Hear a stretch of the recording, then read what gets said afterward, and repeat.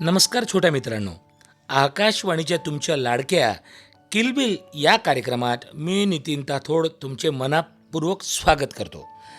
मित्रांनो, पावसाळा सुरू झाला आणि सगळीकडे हिरवागार निसर्ग, थेंबांची रिमझिम, कागदी होड्या, जहाजा, गरमागरम भजी आणि शाळेत जाण्याची एक वेगळीच मज्जा. आणि काय बरं का, त्या शाळेतून येताना पावसात चिंब भिजणं, दप्तर ओलं करणं, आईवडिलांचे बोलणे, बाबांचे धपाटे, ही सगळी गोष्ट आणि याच्याबद्दल आज आपण गप्पा मारणार आहोत. शालेय जीवन आणि पाऊस या विषयावर. पावसाची चाहूल लागली आणि पहिला पाऊस पडला. मातीचा सुगंध संपूर्ण वातावरणात दरवळतो. सर्व झाडं हिरवीगार होतात. शेतकरी आनंदित होतो. लहान मुलं अंगणात पाण्यात उड्या मारतात.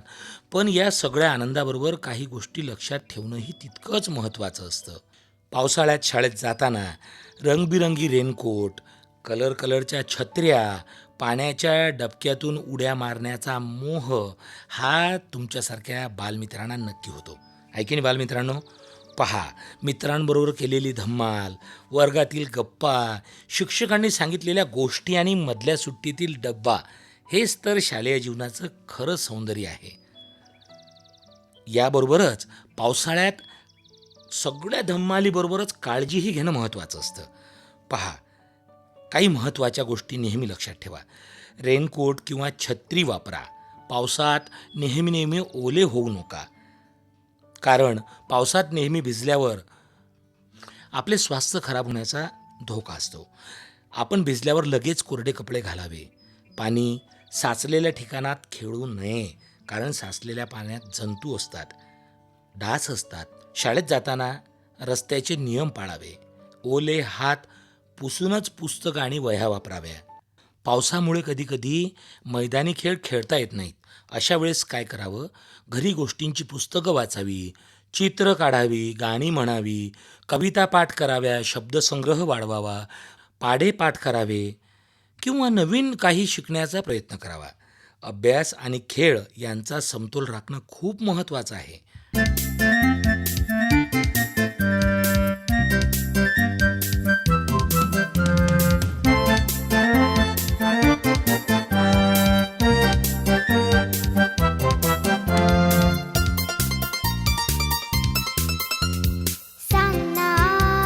सांग ना आई, अगं सांग ना आई,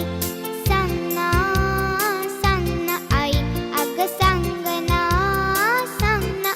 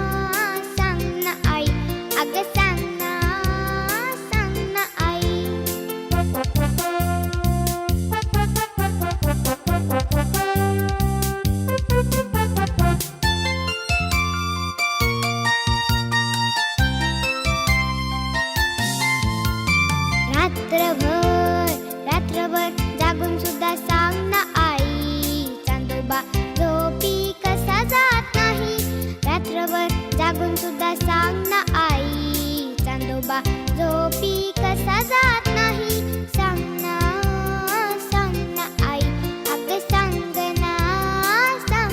आई, सांग ना आई, अगं सांग ना आई.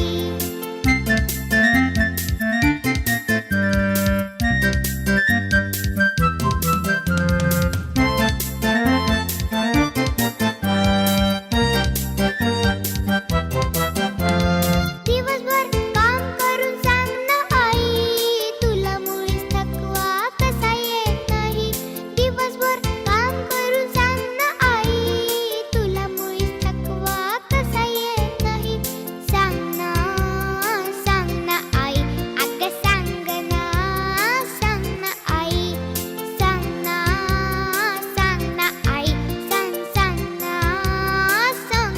आई, सांग ना आई, अगं सांग ना आई. बालमित्रांनो, खेळाचं महत्त्व आपण पाहिलं. शिक्षणाबरोबरच खेळ किती महत्त्वाचा असतो आणि या खेळातून विद्यार्थ्यांचा सर्वांगीण विकास कसा होतो, त्याचबरोबर मुलांना खेळामधून सरकारी नोकऱ्यांमध्ये आरक्षण मिळतं किंवा सूट सवलत मिळते.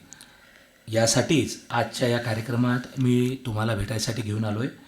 गोळाफेक शॉटपुट या मैदानी खेळात राज्यातून 3रा क्रमांक पटकावणारा आपला एक बालमित्र आहे. तर त्याचं नाव आहे प्रशिक अतुल इंगळे. प्रशिक. तू कुठल्या शाळेत शिकतो? श्री शिवशंकर विद्यालय उरळ बुद्रुक. कोणत्या वर्गात? 10वा क.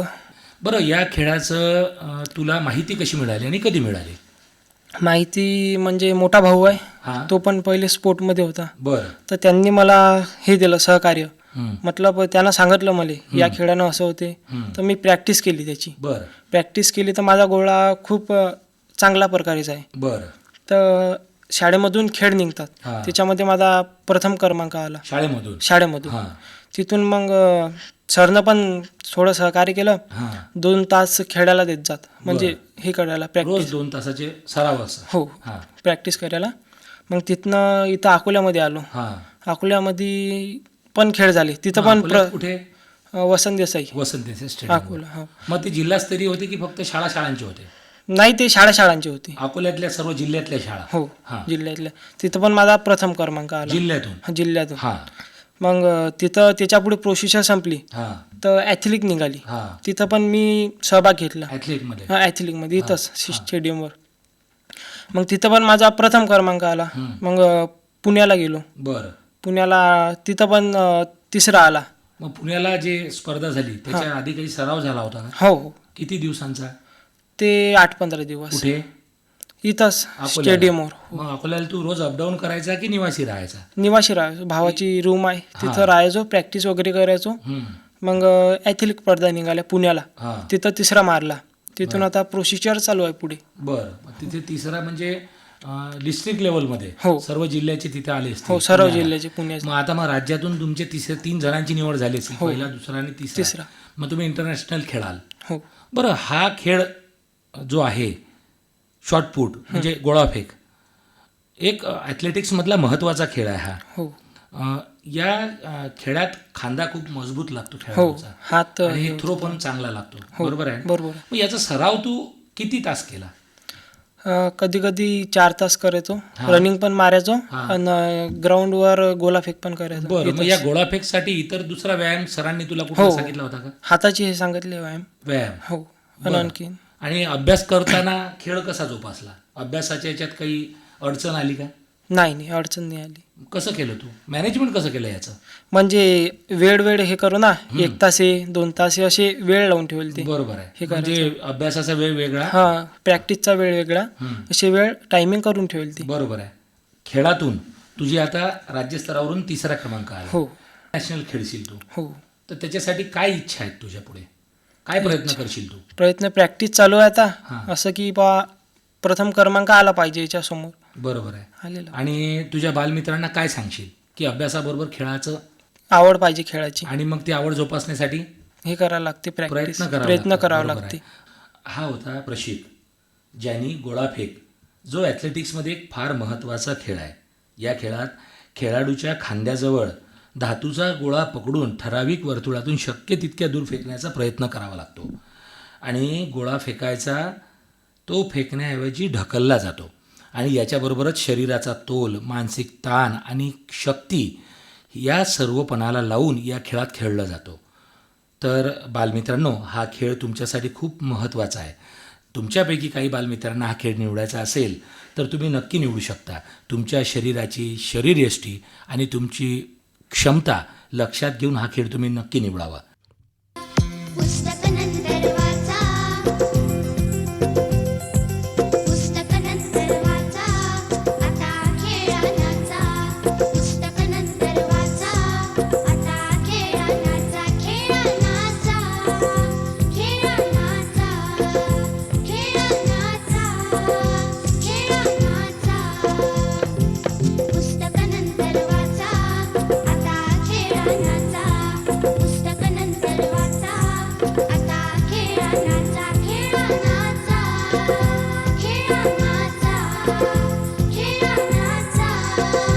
खेळाचा,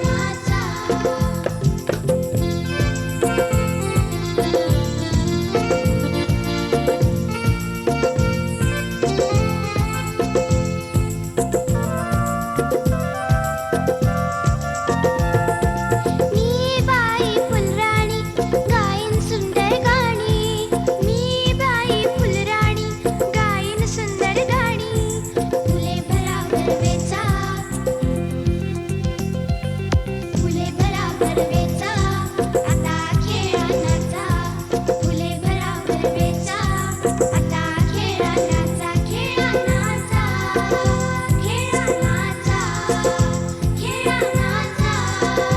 खेळाचा. पुस्तक नंतर वाचा, आता खेळाचा. खेळाचा, खेळाचा,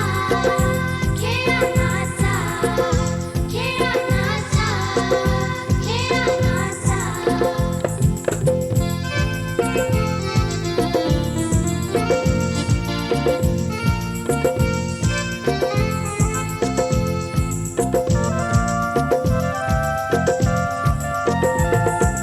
हे मदवाचे करती चमचम पानावरती.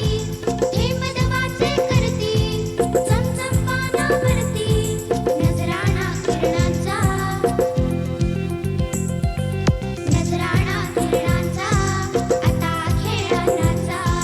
नजराणा किरणांचा, आता खेळाचा. खेळाचा, खेळाचा, खेळाचा, खेळाचा. पुस्तक नंतर वाचा, आता खेळाचा. खेळाचा, खेळाचा, खेळाचा, खेळाचा.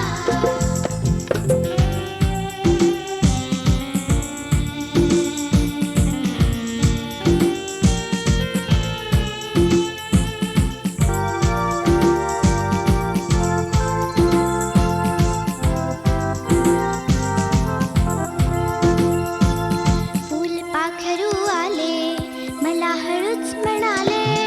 फुलपाखरू आले, मला हळूच म्हणाले. तू राजा रानाचा, तू राजा रानाचा, आता खेळाचा. तू राजा रानाचा, आता खेळाचा. खेळाचा, खेळाचा, खेळाचा, खेळाचा.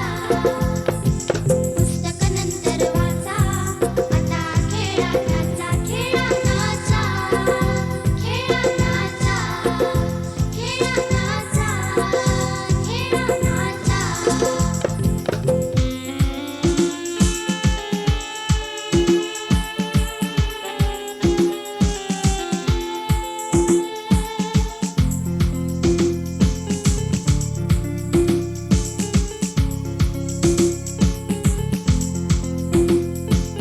कानी सुंदर डूल तसे डूलते फूल. कानी सुंदर डूल तसे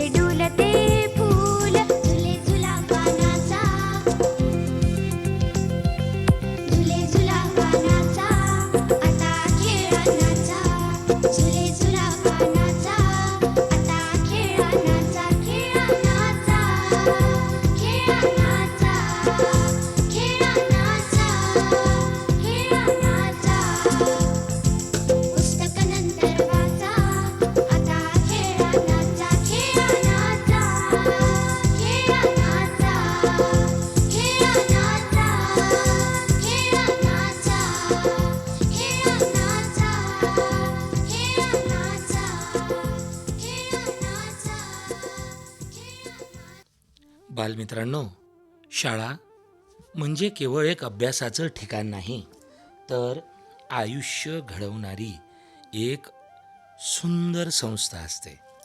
शाळेत आपण वाचन, लेखन, गणित, विज्ञान, इतिहास शिकतोच, पण त्याचबरोबर संस्कार, शिस्त, वेळेचं महत्त्व, मैत्री, सहकार्य आणि चांगले संस्कारही शिकतो.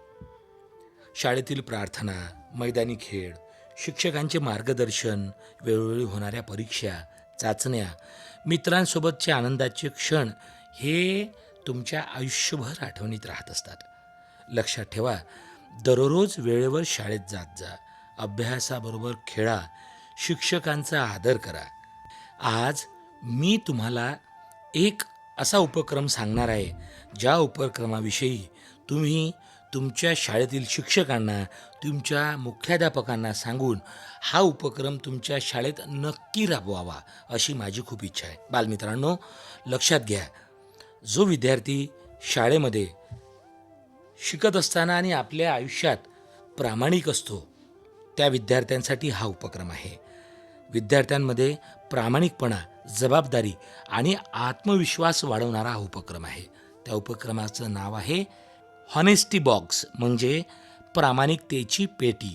बघा बालमित्रांनो, ऑनेस्टी बॉक्स ही एक अशी व्यवस्था आहे की जिथे शाळेत आपण एक बॉक्स लावावा, डब्बा, जिथे विद्यार्थी शिकत असताना, शाळेत वावरत असताना जर कुणाची वस्तू एखाद्या विद्यार्थ्याला सापडली तर लहान मुलं काय करतात, ती वस्तू आपल्या बॅगीमध्ये ठेवतो किंवा मग आपल्याजवळ ठेवतो. आपल्याला ती वस्तू हवीशी वाटते, परंतु हा आपला प्रामाणिकपणा नाही आहे.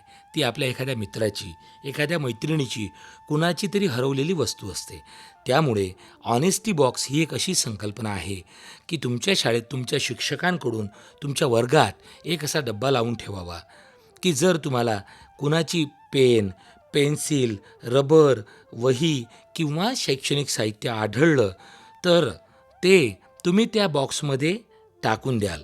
या उपक्रमाचा उद्देश फक्त वस्तू त्या विद्यार्थ्यांना मिळणे नसून, तर ज्या विद्यार्थ्याला ती वस्तू मिळाली त्याच्यामध्ये प्रामाणिकपणा हा सर्वोत्तम गुण निर्माण करणे आहे, तो जोपासणे आहे. विद्यार्थ्यांमध्ये संस्कार त्यांच्या मनात रुजवणे आहे. ऑनेस्टी बॉक्समुळे विद्यार्थ्यांमध्ये अनेक चांगले गुण विकसित होतात. प्रामाणिकपणा, विश्वासार्हता वाढते, जबाबदारीची भावना निर्माण होते, स्वअनुशासन, नैतिक मूल्ये बळकट होतात, इतरांच्या विश्वासाला विद्यार्थी पात्र ठरण्याची सवय लागते. बालमित्रांनो, शाळा ही केवळ शिक्षण देणारी संस्था नसून ती उत्तम नागरिक घडवणारी बालसंस्कार शाळा आहे. अशा उपक्रमांमधून विद्यार्थ्यांमध्ये जीवनात प्रामाणिक राहण्याचा अमूल्य धडासुद्धा मिळतो.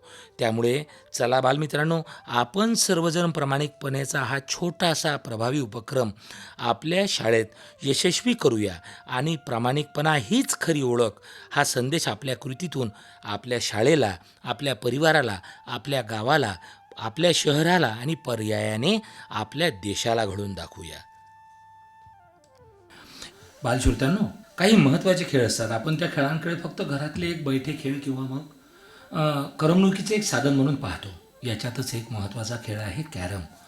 हा एक लोकप्रिय इनडोअर गेम म्हणून ओळखला जातो, म्हणजे घरात खेळला जाणारा खेळ. भारत, श्रीलंका, बांगलादेश, नेपाळ तसेच अनेक देशांमध्ये हा खेळ आवडीने खेळला जातो. या खेळ कौशल्य, एकाग्रता, अचूकतेवर भर देणारा हा महत्त्वाचा खेळ असतो. कॅरम या खेळात नैपुण्य प्राप्त करून आपल्या शाळेचं, आपल्या जिल्ह्याचं आणि स्वतःचं सुद्धा नाव राज्यस्तरावर नेणारी, आपल्या जिल्ह्यातून नेतृत्व म्हणून गेलेली विद्यार्थिनी आज आपल्याला भेटायला आलेली आहे. तिचं नाव आहे सृष्टी शैलेश लोध, जी वाडेगावच्या जागेश्वर कॉन्व्हेंटमध्ये शिकते. सृष्टी, नमस्कार. नमस्कार सर. तू कॅरम हा खेळ निवडला, बरोबर आहे? यस. या खेळाची आवड तुला लहानपणापासून होती? नाही सर, फक्त ती पप्पाला बघून खेळायची. ह्या जे मॅचेस झाल्या या पहिले तुझ्या शाळेत झाल्या असतील ना? नाही सर, मग फक्त प्रॅक्टिसच होती शाळेत. बरं. आणि मॅच खेळायला मग अकोल्याला चालले. अकोल्याला चालेल. अकोल्याला कुठे? सो ते LRT कॉलेजमध्ये. बरं. हां LRT कॉलेजमध्ये तुमच्या मॅचेस झाल्या. हां मग तिथे तुझा नंबर आला होता? हां फर्स्ट रँक आला होता. तुझ्या हे म्हणजे ते गट होते का तुमचे वयाचे? नाही वर्गांचे? हां हो हां. होते. मग तुझ्या गटामधून तुझा पहिला नंबर आला हां होता फर्स्ट अकोल्यातून. रँक हां. मग त्याच्यानंतर? मग त्याच्यानंतर डिव्हिजन लेवलला पण थर्ड रँक आला होता हां. LRT कॉलेजमध्ये. LRT कॉलेजमध्येच. मग त्याच्यानंतर तुमची निवड झाली. हां मग पुढचे गेम कुठे झाले? पुढचे गेम ते चिपळूणला हां. रत्नागिरीची इकडे झाले. रत्नागिरी जिल्ह्यात हां. चिपळूणला. बरं, हा जो कॅरम गेम तू निवडला याचं मार्गदर्शन तुला कुणाकडून मिळालं? पप्पा शाळेतून? शाळेतून एक मॅम होते अहिर मॅडम, हां. अजून पाटील सर होते, हां. त्यांनी सपोर्ट केला. हां. अजून घरी पप्पाने केला सपोर्ट. बरं. मग कॅरम हा खेळ याचा सराव कसा करायची तू? प्रॅक्टिस कशी करायची? जेव्हा टाइम भेटला तेव्हा पप्पा घेत जात प्रॅक्टिस. हां. अजून शाळेत करत जाऊ बरं. ऑफ पिरियड्सला की मग त्याच्यासोबत अभ्यासही अभ्यासही केला? हां सोबत. बरं बरं. मग आता पुढे काय तू याच्यात करायचा विचार केलायस? पुढे हा अजून खेळ कॉन्स्टंट खेळायचा की हां इथपर्यंतच फक्त? नाही अजून खेळायचं आहे. अजून आता नॅशनल लेवलला ट्राय हां. करायचं आहे. बरं. मग त्याच्यासाठी तुला खूप प्रयत्न करावे लागतील. हो खूप. मग पुढे क्लासेसचं कसं? नाही फक्त घरीच प्रॅक्टिस. कंटिन्युअसली प्रॅक्टिस करून हां. करणार आहे. मग अभ्यासाचं तू आणि खेळाचं कसं नियोजन केलं? जेव्हा टाईम भेटला तेव्हा प्रॅक्टिस करते. अजून अभ्यासही सोबत. रात्री प्रॅक्टिस अजून जेव्हा टाईम भेटला अभ्यास करेन. अजून टायमावर अभ्यास अजून प्रॅक्टिस मग. बरं बरं बरं चालेल. तर बालमित्रांनो, सृष्टी शैलेश लोध आणि प्रशिक अतुल इंगळे यांच्याप्रमाणेच तुम्हीही एखादा खेळ निवडावा. गोळाफेक, क्रिकेट, व्हॉलीबॉल, खो खो, कबड्डी असे खूप सारे शारीरिक खेळ आहेत. सोबतच बुद्धिबळ, कॅरम हे बैठे खेळसुद्धा आहेत, टेबल टेनिस.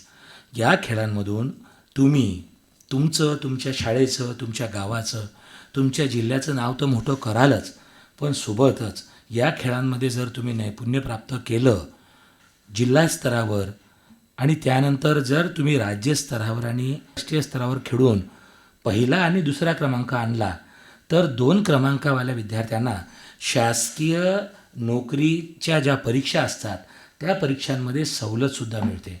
म्हणजे तुमच्या पालकांच्या तुमच्याकडून ज्या अपेक्षा असतात की आपला मुलगा शासकीय नोकरीत गेला पाहिजे, त्याला शासकीय नोकरी लागली पाहिजे, तर परीक्षा देत असताना तुमच्याकडे जे अभ्यासाकडे तुमचं दुर्लक्ष होईल किंवा कमी अभ्यास होऊ शकेल त्यातून तुम्हाला सवलत मिळून तुम्ही लवकरात लवकर शासकीय नोकरीत लागू शकाल.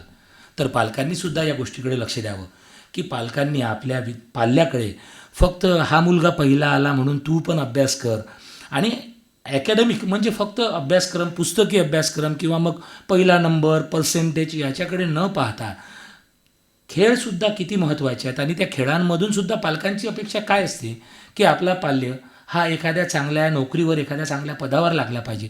तर स्पोर्ट्स कोट्यामधनं तुमची मुलंसुद्धा नोकरीवर लागू शकतात. तुमच्या मुलांची जर एखाद्या खेळात आवड असेल, एखाद्या खेळाची त्याची निवड असेल, त्याच्यात तेवढे गुण असतील तर त्याला तुम्ही नक्की जोपासावं. तर बालमित्रांनो, आजच्या किलबिल कार्यक्रमात प्रशिक अतुल इंगळे आणि सृष्टी शैलेश लोध यांची आपण मुलाखत ऐकलीत. तर बालश्रोत्यांनो, शाळेबरोबरच शिक्षण, अभ्यास, खेळ नक्की जोपासा. तुमच्या आवडीचा खेळ तुमच्या आईवडिलांना सांगा. त्या खेळात तुमचं नैपुण्य प्राप्त करा, यशस्वी व्हा. ह्याच तुम्हाला शुभेच्छा.